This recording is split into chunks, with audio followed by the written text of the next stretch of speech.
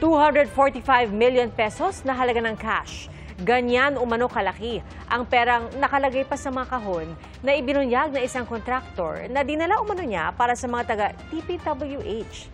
At sa pagdinig kanina sa Senado, idinetalye rin ng kontraktor ang sistema umano ng hiraman ng lisensya ng mga kontratista. Saksi, si Sandra Aguinaldo. Sigawan, tulakan, batuhan at hatakan. Isa sa mga nagprotesta, nagkapunit-punit pa ang damit. Ang tanggapan ng DPWH na botas, sinabuyan pa ng nabubulok na tahong sa protesta ng grupong Pumalakaya. Sawang-sawa na kami sa baha. Konting ulan kahit maaraw, bumabaha dito pag high tide. Pinagbibigyan namin sila and it so happen na nagbato na kasi sila like sa ibang mga area. So no choice kami but to disperse. Wala ko kaming nahabol but we will review yung mga footages namin. Tila patikim pa lang yan sa inaasang Black Friday protest kontra katiwalian. Mahigit 2,000 tauhan ng NCR Police Office ang magbabantay hindi lang sa mga tanggapan ng DPWH kundi sa Mendiola, sa EDSA, sa Kamara at Senado. Sa pagdinig ng Blue Ribbon Committee, binunyag ni Sally Santos, may-ari ng Sims Construction Trading, ang kalakaran umano ng hiraman ng lisensya ng mga kontratista. Siya raw nautusang maghanap ng kontratistang magpapahiram ng lisensya para umano sa mga proyektong gagawin ng DPWH. Ayon kay Santos, ang nag-utos umano sa kanya, sina Engineer Bryce Hernandez, dating Assistant District Engineer, at Engineer JP Mendoza, dating Construction Division Chief ng Bulacan 1st District Engineering Office. Kaya naman kinontak niya ang Wawaw Builders na pag-aari ni Mark Arevalo para hiramin ang lisensya nito. Kaya po ako nakapaghiram ng lisensya. Nagtiwala po ako sa dalawang ito. Nagagawin po nila yung proyekto. Sino yung dalawa? Si Engineer Bryce Erickson po at si JP Mendoza. Nagpapahiram na po sila ng lisensya sa akin. So ako naman po, nagtiwala po dito sa dalawa na to na humanap po ng lisensya na gagamitin po sa mga proyekto nila. Iisipin ko po ba na isa pong opisyal ng DPWH na nire-respeto ay gagawa po ng ghost project. Bakit ikaw pong inuutusan? Ako daw po yung pwede niyo pong kausapin para manghiram. Nakikisuyo po sa akin. Siyempre po ako po, may takot din po ako kasi may mga nandun po ako sa DPWH pa project po ako Kung di naman din po ako susunod sa kanila, paano po ako? Natatakot ka, baka hindi ka na makakuha ng proyekto, ganun ba? Yes, Your Honor. Ayon kay Santos, maging siya ay nagpapahiram ng lisensya para sa mga proyektong sina Hernandez at Mendoza raw ang gumagawa. Ang kapalit, 2.8% ng halaga ng proyekto na pupunta sa Wawaw Builders, 3% naman sa Sims Construction. Ang bulto ng pondo na pupunta umano kay Hernandez. Masok lang po sa account namin, tapos po, agad din pong itinatransfer sa account ni Sally. Parang dumadaan lang po. Sa katunayan po, yung passbook ko po ay hawak nila. 2.8%, Your Honor. 2.8% sa paghiram ng inyong lisensya? Ang pagkakasabi po nila ay para daw po sa buwis. Yun nga po, Your Honor, wala po kayong magawa dahil sa takot, Your Honor, na baka kami po ay maipit po maipit po yung negosyo namin, Your Honor. Kayo ang sumasali sa bidding? Sinasabi lang po niya na salihan ko daw po yun. Salihan mo? Oo, ni Sally po. At nananalo ka? Di ko na po alam, Your Honor. Sila na po ang may po na hawak niyo, Your Honor. Sino gumawa ho nitong project sa Baliwag, Bulacan? Actually po, ang gumawa po ng project ko sa Baliwag si Engineer Bryce Erickson Hernandez at saka po si JP Mendoza. Ayon kay Santos, marami silang naging transaksyon pero hindi umano niya alam na ghost project ang ilan. Sa tansya ni Santos, sa loob ng 3 taon, maaring umabot sa 1 billion pesos ang kabuang halaga ng lahat ng proyekto nila. Ang parte ng mga taga-DPWH, ibinibigay umano ng cash. Magkano binibigay mo, Miss Sally? Your Honor, marami po. Minsan po, 245 million. In cash? Yes, Your Honor. Dinadala mo yung 245 million sa DPWH, sa opisina sa DPWH? Actually, Your Honor, putol-putol po yun. Minsan po, 100. Even though, 100 million? Yes, Your Honor. Ano yun? Ilang maleta yun?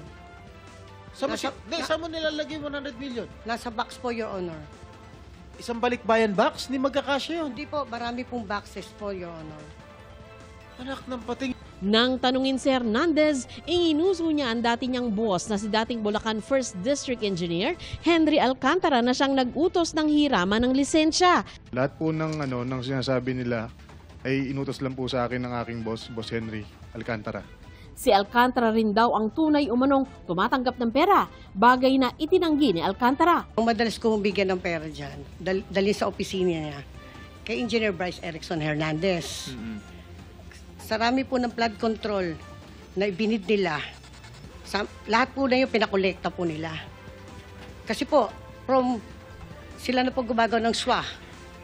SWA, nagpapapirma po sa private inspector. Sila na po lahat yon. Hanggang sa sasabihin na lang nila po, pumasok sa account ko. So, sinong binibigyan mo?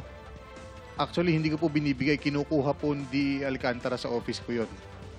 Marami po magte-testify po na noong August 3, nung sila po minumura ko, bakit may mga ganyan, ako po ang huling pumipirma. Wala ka talagang natanggap? Yes, Your Honor. Senator JB, merong pampamilya, Naungkat din ang pagkakasino nila. Sabi ni Hernandez, sinasama lang umano sila ni Alcantara na magkasino gamit umano ang pera ni Alcantara. Todo tanggi rin dito si Alcantara. Natanong din ang dalawa tungkol sa paggamit ng ibang pangalan para makapagkasino. Sabi ni Hernandez, binigyan lang umano siya ng membership number at hindi raw siya gumagamit ng alias. Nauna nang umamin si Alcantara na gumagamit siya ng ibang pangalan sa kasino. Pero inilabas ni Marcoleta ang lisensya umano nila mula sa Land Transportation Office na iba ang pangalan ng mga ito. Hawak namin yung certification ng Okada, ang registered name mo ron, membership mo, Marvin Santos de Guzman. Halimbawa, noong March 2025, Okada ito nanalo ka ng 6,653,500 pesos. April 1, natalo ka ng 25 million plus. May 2025, natalo ka ng 10 million. Pati si Alcantara, ito ang ginagamit niyang pangalan, Joseph Castro Villegas. LTO issued licenses cards. Your Honor, kahit kailan po, wala po akong lisensyang ganyan. Hindi po ako naglaro ng pera ko dito. Ano, kanino pera? Pera gobyerno? Hindi po, pera po ng boss ko. Sino boss mo? Si D. Henry Alcantara po. Kung pera ko po yung ba't ko po pahiram sa kanya, pagagamit ko po sa kanya. Matapos nito, na-cite in contempt si Hernandez na ngayon nakakulong na sa Senado. Ang Transportation Department naman, iniutos sa LTO na ipatawag ang dalawang DPWH engineer dahil sa paggamit umano ng peking driver's license. Inatasan ni Pangulong Bongbong Marcos si Public Works Secretary Vince Dizon na bumuo ng bagong team sa DPWH. Kabilang sa kinukuha ni Dizon ang retiradong Police General na sina Arthur Biznar at Charles Calima, dating auditor na si R.A. Perez na presidente at Chief Operating Officer ng Metro Pacific Tollways Corporation, si Napolcom Commissioner Attorney Rico Bernabe. So yun yung papalit mo sa nag-courtesy? Yes. Yes. So, hindi ko pagkakalam kung saan. Humingi ako ng tulong sa mga tao. Kaya ba, sir? Who can I trust? Who are good people there? We have to find the bad eggs, take them out, make them accountable. Nakipagpulong din si Dizon kina Rogelio Singson, dating DPWH Secretary noong panahon ni dating Pangulong Noynoy Aquino, at Ping De Jesus na dating DPWH Secretary ni Cory Aquino. Masyadong massive. I cannot imagine how massive the corruption inside and outside. Lower House and the Senate. Total local projects and insertions in 2025 is about 450 billion. Yung mga insertions was the source of the corruption. Ang problema dyan, hindi lang yung visible insertion, ibig sabihin from NEP to GAA. Apparently, according to Secretary Bunoan, kaya na blindsided siya in some of the projects. Because some of his regular programs were also carved out and replaced with local insertions. Sa gitna ng kontrobersya sa mga flood control project, iniutos ni Pangulong Marcos ang review sa panukalang budget ng DPWH para sa 2026. Kasama sa magiging pagbabago ang zero budget para sa flood control projects. Marami na tayong nagawa as of now pa lang. Number one, we already are seeing na lahat ng flood control project na dapat nilalagay sa 2026 na budget, hindi na siguro kailangan. So there will be no budget for 2026 for flood control. Dahil meron naman 350 billion for 2025 na hindi pa nauubos talaga. So, tuloy-tuloy pa yung trabaho. Hindi naman ibig sabihin, titigil natin yung flood control project, mga flood control project. Ibig sabihin, titiyakin na ngayon natin na ang paggastos tama, ang pag-implement tama, maayos ang design, etc. etc. Para sa GMA Integrated News, ako si Sandra Aguinaldo, ang inyong saksi. Punong-puno ang schedule ni Pangulong Bongbong Marcos sa kanyang state visit sa Cambodia. Kanina 3 kasunduan ang pinirmahan, kabilang na ang may kaugnayan sa paglaban sa krimen. At saksi live si Jonathan Andal. Jonathan? Pia, nagtapos sa isang state banquet ang state visit ni Pangulong Bongbong Marcos dito sa Phnom Penh. At nakapagpulong din siya sa mga negosyante rito sa Cambodia, pati na yung mga negosyante sa Pilipinas na dinala niya rito sa Cambodia. At ang tagapagsalita naman ng palasyo ay na nandito rin sa Cambodia ay nagkomento doon sa mga isiniwalat sa flood control hearing dyan sa Pilipinas. Habang nasa state visit dito sa Cambodia si Pangulong Bongbong Marcos kasama ang First Lady, handa po kaming tumistigo. Nakarating dito ang hiling ng mga Diskaya na proteksyon mula sa Pangulo matapos nilang pangalanan sa Senado ang mga opisyal ng gobyernong sangkot-an nila sa korupsyon sa mga flood control project. Hindi naman po yan ipagkakait ng pamahalaan. Ang ayaw lang naman ng Pangulo kung mag-name drop ng walang ebidensya, pero kung malaki po talaga at mapapatunayan na mga tetestigo kaugnay dito sa mga di umanong kaugnayan na ibang mga politiko, yan naman po ay tatanggapin ng Pangulo para isama sa ebidensya kung ano man at sino man ang dapat masampahan ng kaso. Sabi ng palasyo, ang mga pinangalanan ng mga Diskaya isasama sa investigasyon ng binubuo ngayong Independent Commission na mag-iimbestiga sa mga anomalya sa flood control. Hindi pa nagsasalita rito ang Pangulo dahil bukas pa siya inaasama makakapanayam ng media bago siya umuwi sa Pilipinas. Bitbit niya pa uwi ang 3 kasunduang pinirmahan nila kanina tungkol sa higher education, air services at ang kasunduan ng Philippine National Police at ng National Police of Cambodia sa paglaban sa transnational crime. Halimbawa niya ng human trafficking sa mga Pilipinong dinadala sa Cambodia para gawing scammer. We reaffirm our shared commitment to combat transnational crime, especially online scams, through information sharing and law enforcement. We agreed to strengthen collaboration among our law enforcement and security institutions so that our collective response will be swift, coordinated, and effective. Naaalarma raw ang ating embahada rito lalo't dumarami pa ang mga Pilipinong nare-rescue nila sa mga scam hub dito sa Cambodia. Mula sa 80 noong 2024, 180 na ito sa kalagitnaan pa lang ng 2025 at meron pa raw nagpaparescue pa. Some of them come from the pogos that closed. We thought that, we were going to see the numbers fall. But, we thought that people know better. Online pa rin daw ang recruitment sa mga scam hubs sa Cambodia at sa backdoors pa rin ipinapasok dito gaya sa mga ilog. Bilang proteksyon sa mga OFW sa Cambodia, inanunsyo kagabi ng Pangulo sa harap ng Filipino community rito ang pagbubukas ng Migrant Workers Office. Naatasan ko si Secretary Kakdak na magbukas ng Migrant Workers Office dito ngayon sa Phnom Penh. Gagawin ito sa lalong madaling panahon para ipagtanggol ang inyong mga karapatan.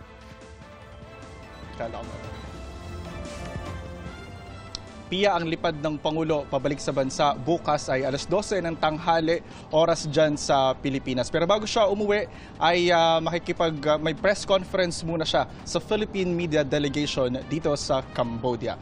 Wala po rito sa Phnom Penh, Cambodia. Ako si Jonathan Andal, ang inyong saksi. Halos mahulog sa bangin ang isang bahay sa Bohol dahil sa pagguho ng lupa. At sa Negros Oriental, sinagipang magkapatid na menor de edad na tinangay ng ilog. Saksi, si Efren Mamak ng GMA Regional TV.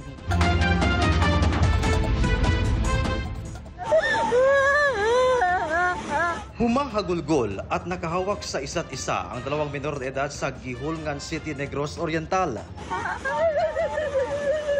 Maya-maya pa, tinangay ng tubig ang magkapatid na edad 17 at 13. Ayon sa kapitan ng Barangay Balogo, galing eskwelahan ang magkapatid nang abutan ng pagragasa ng tubig habang tumatawid sa Kansalakan River. Kumapit sa ugat ng puno ang dalawa hanggang sa ma-rescue ng mga residente. Isinisi naman ng kapitan ang insidente sa hindi natapos na spillway na proyekto anya ng DPWH. Sinisika pa ng GMA Integrated News na makuha ang panig ng DPWH kaugnay rito. Isang bahay naman ang halos mahulog sa bangin nang gumuho ang lupa dahil sa pagulan sa Hagna, Bohol. Damay sa landslide ang ilang poste sa Barangay Ipil. Ayon sa Barangay Captain, sugatan ang isang motorista na muntik nang madaganan ng tipak ng bato. Sa Tacurong City, Sultan Kudarat naman, pinasok na ng baha ang isang palengke. Malalaking tipak ng bato naman ang humahambalang sa mga motorista sa President Roxas, Cotabato. Bukod sa mga bato, sumalubong din ang ragasa ng baha kaya pahirapan ang pagdaan nila sa kalsada. Nahirapan din ang mga motorista sa General Santos City dahil nagmistulang dagat ang Lagaw Connell Road sa Barangay Lagaw. Kabilang sa stranded ang isang babaeng buntis na manganganak na. Tinulungan siyang makatawid ng ilang residente. Halos abot-tuhod din ang baha sa iba pang kalsada. Nagsagawa ng clearing operation ng mga taga-barangay sa mga kanal para humupa ang baha.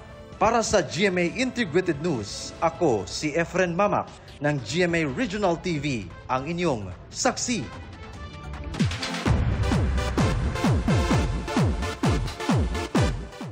Trending ang ilang may init na eksena sa Kapuso Afternoon Prime Series na My Father's Wife.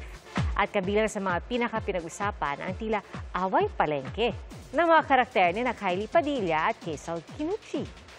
Saksi, si Nelson Canlas.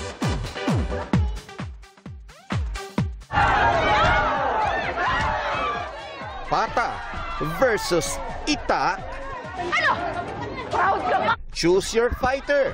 Sa mga karakter ni na Kylie Padilla at Kaisel Kinuchi as Gina at Betsy sa Kapuso Afternoon Prime Series na My Father's Wife. Ang tila palengke wars na eksenang yan, umani na ng mahigit 16 million views sa social media at streaming platforms ng GMA. Ikaw, isa pa wala kang utang na loob! Pati ang confrontation ng mga karakter ni na Gabby Concepcion at Jack Roberto as Gerald at Robert. Tataya ako ng babaeng pinakasalan mo! Viral din at may mahigit 2 million views na. Mas lalo raw na i-inspire ang mga bida nito na mas maging madamdamin at kapanapanabik ang kanilang mga eksena sa Afternoon Prime Series. It's going to bring a lot of emotions, characters, especially yung character ko because talagang habulin ko siya. Habulin ko sila, mas maganda yung may confrontation, di ba? Hindi nawawala yung sampalan, pisikalan. Ako nga, kaliwat kanan na sampal lagi natatanggap ko sa show na to. From green flag to red flag talaga yung character ko. So, paano kung mariredeem yung sarili ko sa family ko? Nababasa din daw nila ang real-time comments ng mga manonood sa online streaming ng serye. Minsan nagla-live ako para mag-sorry na sa kanila. Na sorry po, hindi po totoo yun. Pero ngayon, naiinis kasi din talaga ako sa character ko. Pag binabasa ko nga yung script, ano ba yan? Maldita talaga. At ang sama-sama. Pero abangan nila, hindi natin alam, malay mo. Pero bukod daw sa mga sagupaan, maganda rin daw na abangan ang kahihinatnan ng bawat karakter. Dahil maging ang cast daw, maraming napupulot na lesson sa kanilang roles. Kay Gina, how to be forgiving and have a forgiving heart. Galing talaga ni Gina. Ako daw sa'yo, pero hindi ko kaya. Para sa GMA Integrated News, Nelson Canlas, ang inyong saksi. Mga kapuso, maging una sa saksi. Mag-subscribe sa GMA Integrated News sa YouTube para sa iba't ibang balita.